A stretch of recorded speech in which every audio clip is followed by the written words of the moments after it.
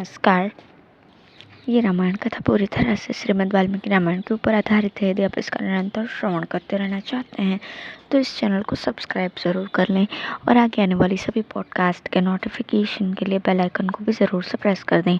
अब हम सुनेंगे 30वां सर्ग, शरद ऋतु का वर्णन तथा श्री राम का लक्ष्मण को सुग्रीव के पास जाने का आदेश देना।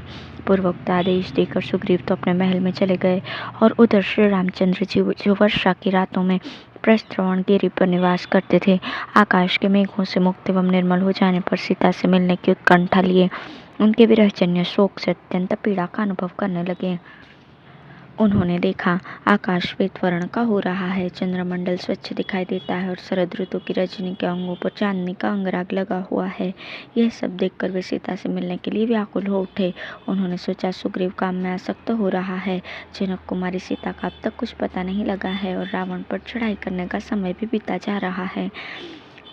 यह सब देखकर अत्यंत आतुर हुए श्री राम का हृदय व्याकुल हो उठा।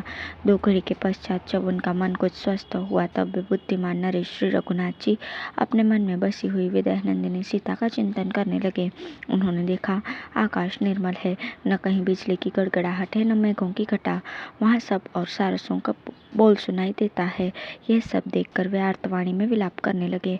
सुनहरे रंग की धातुओं से विभूषित पर्वत शिखर पर बैठे हुए श्री रामचंद्र जी शरत काल के स्वच्छ आकाश की ओर दृष्टिपात करके मन ही मन अपनी प्रिय पत्नी सीता का ध्यान करने लगे।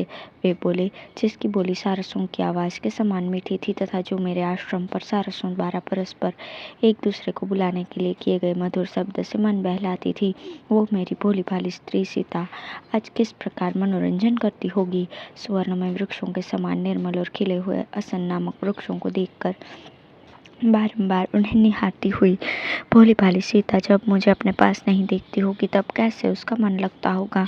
जिसके सभी अंग मनोहर हैं तथा जो स्वभाव से ही मधुर भाषण करने वाली है, वो सीता पहले कल हंसों के मधुर शब्द से झागा करती थी, किंतु आज वो मेरी प्रिया वहाँ कैसे प्रसन्न रहती होगी। जिसके विशाल नेत्र प्रफुल्ल कमल दल के समान शोभा पाते हैं, वो मेरी प्रिया जब साथ विचरने वाले चकवों की बोली सुनती होगी तब उसकी कैसी दशा हो जाती होगी। हाय, मैं नदी, तालाब, बावली, कानन और वन सब जगह घूमता हूँ, परंतु कहीं भी उस मृग शावक नयनी सीता के बिना अब मुझे सुख नहीं मिलता। कहीं ऐसा तो नहीं होगा कि शरद ऋतु के गुणों से निरंतर वृद्धि को प्राप्त होने वाला काम भामिनी सीता को अत्यंत पीड़ित कर दे, क्योंकि ऐसी संभावना के 2 कारण हैं। एक तो उसे मेरे वियोग का कष्ट है, दूसरा वह अत्यंत सुकुमारी होने के कारण इस कष्ट को सहन नहीं कर पाती होगी। इंद्र से पानी की याचना करने वाले प्यासे पपीहे की भांति नरश्रेष्ठ नरेंद्र कुमार श्री राम ने इस प्रकार की बहुत सी बातें कहकर विलाप किया।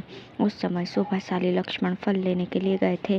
वे पर्वत के रमणीय शिखरों पर घूम फिर कर जब लौटे तब उन्होंने अपने ज्येष्ठ भ्राता की अवस्था पर दृष्टिपात किया। वे दुस्सह चिंता में मग्न होकर अचेत से हो गए थे और एकांत में अकेले ही दुखी होकर बैठे थे। उस समय मनस्वी सुमित्रा कुमार लक्ष्मण ने जब उन्हें देखा तब वे तुरंत ही भाई के विषाद से अत्यंत दुखी हो गए और उनसे इस प्रकार बोले, आर्य, इस प्रकार काम के अधीन होकर अपने पौरुष का तिरस्कार करने से, पराक्रम को भूल जाने से क्या लाभ होगा। इस लज्जाजनक शोक के कारण आपके चित्त की एकाग्रता नष्ट हो गई है। क्या इस समय योग का आश्रय लेने से, मन को एकाग्र करने से ये सारी चिंता दूर नहीं हो सकती।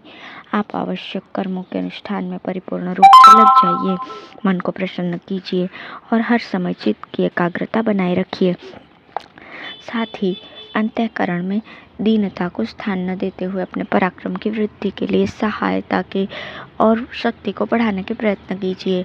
मानव वंश के नाथ तथा श्रेष्ठ पुरुषों के भी पूजनीय वीर जिनके स्वामी आप हैं, वे जनक नंदिनी सीता किसी भी दूसरे पुरुष के लिए सुलभ नहीं, क्योंकि जलती हुई अग्नि की लपट के पास जाकर कोई भी दग्ध हुए बिना नहीं रह सकता। लक्ष्मण उत्तम लक्षणों से संपन्न थे, उन्हें कोई परास्त नहीं कर सकता था। भगवान श्री राम ने उनसे ये स्वाभाविक बात कही, लक्ष्मण, तुमने जो बात कही है वो वर्तमान समय में हितकर भविष्य में भी सुख पहुंचाने वाली राजनीति के सर्वथा अनुकूल तथा साम के साथ साथ धर्म और अर्थ से भी संयुक्त है।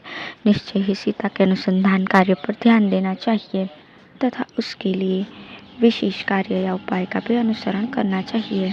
किंतु प्रयत्न छोड़कर पूर्ण रूप से बढ़े हुए दुर्लभ एवं बलवान कर्म के फल पर ही दृष्टि रखना उचित नहीं है।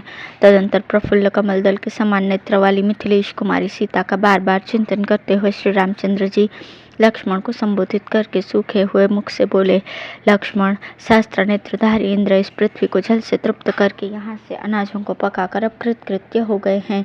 देखो, जो अत्यंत गंभीर स्वर से गर्जना किया करते और पर्वतों, नगरों तथा वृक्षों के ऊपर से होकर निकलते थे, वे मेघ अपना सारा जल बरसाकर शांत हो गए हैं।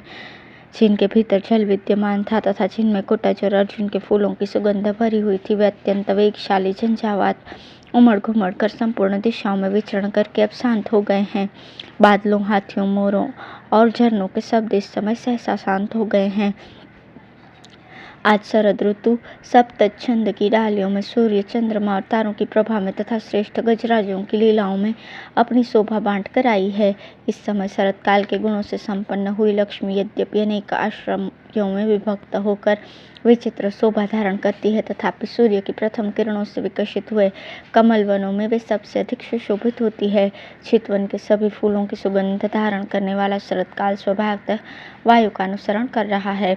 भ्रमरों के समूह उसके गुणगान कर रहे हैं। वो मार्ग के जल को सोखता और मत वाले हाथियों के दर्प को बढ़ाता हुआ अधिक शोभा पा रहा है। जिनके पंख सुंदर और विशाल है, जिन्हें काम क्रीड़ा अधिक प्रिय है, जिनके ऊपर कमलों के पराग बिखरे हुए हैं, जो बड़ी बड़ी नदियों के तटों पर उतरे हैं और मानसरोवर से साथ ही आए हैं, उन चक्रवाकों के साथ हंस क्रीड़ा कर रहे हैं। मदमस्त गजराजों में, दर्प भरे वृषभों के समूहों में तथा स्वच्छ जल वाली सरिताओं में नाना रूपों में विभक्त हुई लक्ष्मी विशेष शोभा पा रही है। आकाश को बादलों से शून्य हुआ देख वनों में पंख रूपी आभूषणों का परित्याग करने वाले मोर अपनी प्रियतमाओं से विरक्त हो गए हैं। उनकी शोभा नष्ट हो गई है और वे आनंद शून्य होकर ध्यानमग्न होकर बैठे हैं। वन के भीतर बहुत से अशन नामक वृक्ष खड़े हैं, जिनकी डालियों के अग्रभाग फूलों के अधिक भार से झुक गए हैं। उन पर मनोहर सुगंध छा रही है। वे सभी वृक्ष सुवर्ण के समान गौर तथा नेत्रों को आनंद प्रदान करने वाले हैं। उनके द्वारा वन प्रांत प्रकाशित से हो रहे हैं। जो अपनी प्रियतमाओं के साथ विचरते हैं, जिन्हें कमल के पुष्प तथा वन अधिक प्रिय हैं, जो चितवन के फूलों को सूंघकर उन्मत्त हो रहे हैं, जिनमें अधिक मद है तथा जिन्हें मद जनित काम भोग की लालसा बनी हुई है, उन गजराजों की गति आज मंद हो गई है। इस समय आकाश का रंग सान पर चढ़े हुए शस्त्र की धार के समान स्वच्छ दिखाई देता है। नदियों के जल मंद गति से प्रवाहित हो रहे हैं। श्वेत कमल की सुगंध लेकर शीतल मंद वायु चल रही है। दिशाओं का अंधकार दूर हो गया है और अब उनमें पूर्ण प्रकाश छा रहा है। घाम लगने से धरती का कीचड़ सूख गया है। अब उस पर बहुत दिनों के पश्चात घनी धूल प्रकट हुई है। परस्पर वैर रखने वाले राजाओं के लिए युद्ध के निमित्त उद्योग करने का समय अब आ गया है।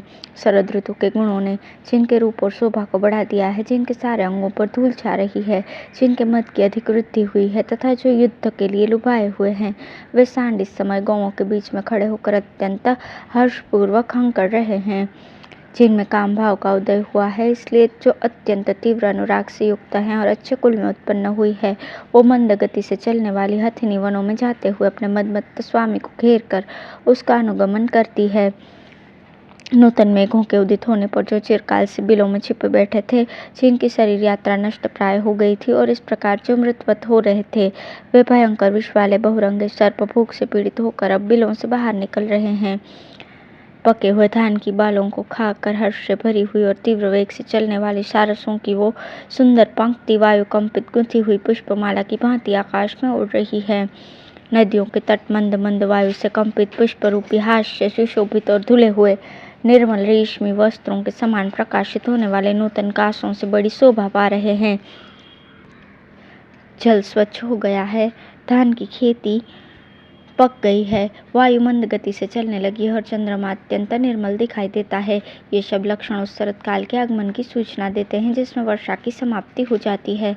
कौंच पक्षी बोलने लगते हैं और फूल उस ऋतु के हास की भांति खिल उठते हैं। अच्छी वर्षा से लोगों को संतुष्ट करके नदियों और तालाबों को पानी से भरकर तथा भूतल को परिपक्व धान की खेती से संपन्न करके बादल आकाश को छोड़कर अदृश्य हो गए। शरद ऋतु की नदियां धीरे धीरे जल के हटने से अपने नग्न तटों को दिखा रही हैं। ठीक उसी प्रकार जैसे प्रथम समागम के लिए लजीली युवतियां शनै शनै अपने जगन स्थल को दिखाने के लिए विवश होती हैं। जिनमें परस्पर वैर बंधा हुआ है और जो एक दूसरे को जीतने की इच्छा रखते हैं, उन भूमिपालों के लिए ये युद्ध के निमित्त उद्योग करने का समय उपस्थित हुआ है। राजाओं की विजय यात्रा का ये प्रथम अवसर है, किंतु न तो मैं सुग्रीव को यहाँ उपस्थित देखता हूँ और न उनका कोई वैसा उद्योग ही दृष्टिगोचर होता है। पर्वत के शिखरों पर असंचित वन को विदार बंधु जीव तथा श्याम तमाल खिले दिखाई देते हैं। लक्ष्मण, देखो तो सही, नदियों के तटों पर सब और हंसक, सारस, चक्रवाक और कुरर नामक पक्षी फैले हुए हैं। मैं सीता को न देखने के कारण शोक से संतप्त हो रहा हूँ। अतः ये वर्षा के 4 मास मेरे लिए 100 वर्षों के समान बीते हैं। जैसे चकवी अपने स्वामी का अनुसरण करती है, उसी प्रकार कल्याणी सीता इस भयंकर एवं दुर्गम दंडकारण्य को उद्यान से समझकर मेरे पीछे यहाँ तक चली आई थी। मैं अपनी प्रियतमा से बिछड़ा हुआ हूँ, मेरा राज्य छीन लिया गया है और मैं देश से निकाल दिया गया हूँ। इस अवस्था में भी राजा सुग्रीव मुझ पर कृपा नहीं कर रहा। मैं अनाथ हूँ, राज्य से भ्रष्ट हो गया हूँ। रावण ने मेरा तिरस्कार किया है। मैं दीन हूँ, मेरा घर यहाँ से बहुत दूर है। मैं कामना लेकर यहाँ आया हूँ तथा सुग्रीव यह भी समझता है कि राम मेरी शरण में आए हैं। इन्हीं सब कारणों से वानरों का राजा दुरात्मा सुग्रीव मेरा तिरस्कार कर रहा है, किंतु उसे पता नहीं है कि मैं सदा शत्रुओं को संताप देने में समर्थ हूँ। उसने सीता की खोज के लिए समय निश्चित कर दिया था, किंतु उसका तो अब किस काम निकल गया है, इसलिए वो दुर्बुद्धि वानर प्रतिज्ञा करके उसका कुछ ख्याल नहीं कर रहा। अतः लक्ष्मण, तुम मेरी आज्ञा से किष्किंधापुरी में जाओ और विषय भोग में फंसे हुए उस मूर्ख वानर राज सुग्रीव से इस प्रकार कहो, जो बल पराक्रम से संपन्न तथा पहले ही उपकार करने वाले कार्यार्थी पुरुषों को प्रतिज्ञा पूर्वक आशा देकर पीछे उसे तोड़ता है, वो संसार के सभी पुरुषों में नीच है। जो अपने मुख से प्रतिज्ञा के रूप में निकले हुए भले या बुरे सभी प्रकार के वचनों को अवश्य पालनीय समझकर सत्य की रक्षा के उद्देश्य से उनका पालन करता है, वो वीर समस्त पुरुषों में श्रेष्ठ माना जाता है। जो अपना स्वार्थ सिद्ध हो जाने पर जिनके कार्य नहीं पूरे हुए, उन मित्रों के सहायक नहीं होते, उनके कार्य को सिद्ध करने की चेष्टा नहीं करते, उन कृतज्ञ पुरुषों के मरने पर मांसाहारी जंतु भी उनका मांस नहीं खाते। शत्रु नगरी पर विजय पाने वाले लक्ष्मण, जिसके लिए ये मित्रता आदि का सारा आयोजन किया गया, सीता की खोज विषयक उस प्रतिज्ञा को इस समय वानरराज सुग्रीव भूल गया है, उसे याद नहीं कर रहा, क्योंकि उसका अपना कार्य सिद्ध हो चुका है।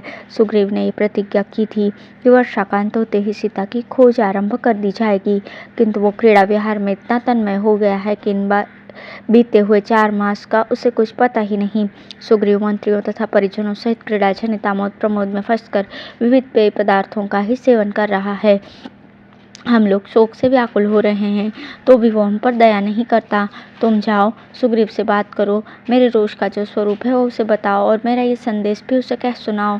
वाली मारा जाकर जिस मार्ग से गया है वो आज भी बंद नहीं हुआ है, इसलिए तुम अपनी प्रतिज्ञा पर डटे रहो। वाली के मार्ग का अनुसरण न करो। वाली तो रण क्षेत्र में अकेला ही मेरे बाण से मारा गया था, परंतु यदि तुम सत्य से विचलित हुए तो मैं तुम्हें बंधु बांधवों सहित काल के गाल में डाल दूंगा।